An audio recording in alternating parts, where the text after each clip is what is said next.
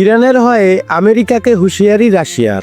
America Israel যখন ইরানে হামলার পরিকল্পনা করছে তখন গর্জে উঠল ভ্লাদিমির পুতিনের রাশিয়া। এবার আর অনুরোধ নয়, আমেরিকা ইসরায়েলকে রীতিমতো হুঁশিয়ারি দিল মস্কো। ইউক্রেন যুদ্ধে রাশিয়াকে নানাভাবে সহায়তা করেছে ইরান, এবার বন্ধুত্বের প্রতিদান দেয়ার পালা। তাই ইরানে হামলা চালানোর আগেই মস্কো থেকে এলো ভয়ঙ্কর বার্তা। রাশিয়ার বার্তা পরিষ্কার, ইরানে চলমান অস্থিরতা বাইরে থেকে আমদানি করা। তাদের চোখে এটি তথাকথিত কালার রেভলিউশন বা সাজানো বিপ্লব। সেখানে আমেরিকার সামরিক হামলার হুমকিকে সম্পূর্ণভাবে অগ্রহণযোগ্য বলে নিন্দা জানিয়েছে রাশিয়া।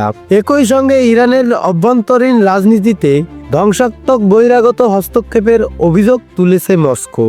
পুতিন প্রশাসন মনে করছে আমেরিকাকে এখনই না থামালে পুরো অঞ্চল নাগালের বাইরে চলে যাবে। রাশিয়া সতর্ক করে বলেছে, ইরানের চলমান পরিস্থিতিকে অজুহাত হিসেবে ব্যবহার করে আগ্রাসন চালালে তা ভয়াবহ পরিণতি ডেকে আনবে। ইউক্রেন যুদ্ধে মিসাইল আর ড্রোন দিয়ে রাশিয়াকে ব্যাপক সাপোর্ট দিয়েছে ইরান। সেই ড্রোন ব্যবহার করে ইউক্রেন যুদ্ধের চিত্রই পাল্টে দিয়েছে ভ্লাদিমির পুতিন। ফলে আয়াতুল্লাহ খামেনির কাছে নৈতিক ঋণ আছে পুতিনের। শোনা যাচ্ছে এ দায় থেকেই ইরানের ইস্কান্দার মিসাইল পাঠাচ্ছে রাশিয়া। রাশিয়ার এই বিধ্বংসী surface two surface missile Iran হাতে পেলে পাল্টে যাবে পুরো সমীকরণ। যদিও ইরানের মিসাইল ভান্ডার বেশ শক্তিশালী, তবুও রুশ ইস্কান্দার তেহরানে গেলেও তা হবে শত্রুদের জন্য এক বড় বার্তা। ইস্কান্দার রাশিয়ার তৈরি এক ভয়াবহ হাতিয়ার। এই মিসাইল একবার উড়লে মাঝপথে তাকে থামানো প্রায় অসম্ভব। আমেরিকা ইরানে হামলা চলাকালে মধ্যপ্রাচ্যে তাদের সামরিক ঘাঁটিগুলোতেও যে এই ইস্কান্দার মিসাইল আছড়ে পড়বে তা পরিষ্কার। এদিকে আমেরিকা ইসরায়েলের সাথে তুমুল উত্তেজনার মধ্যেই দক্ষিণ আফ্রিকায় নৌ মহড়া চালাচ্ছে ইরান, চীন, রাশিয়া।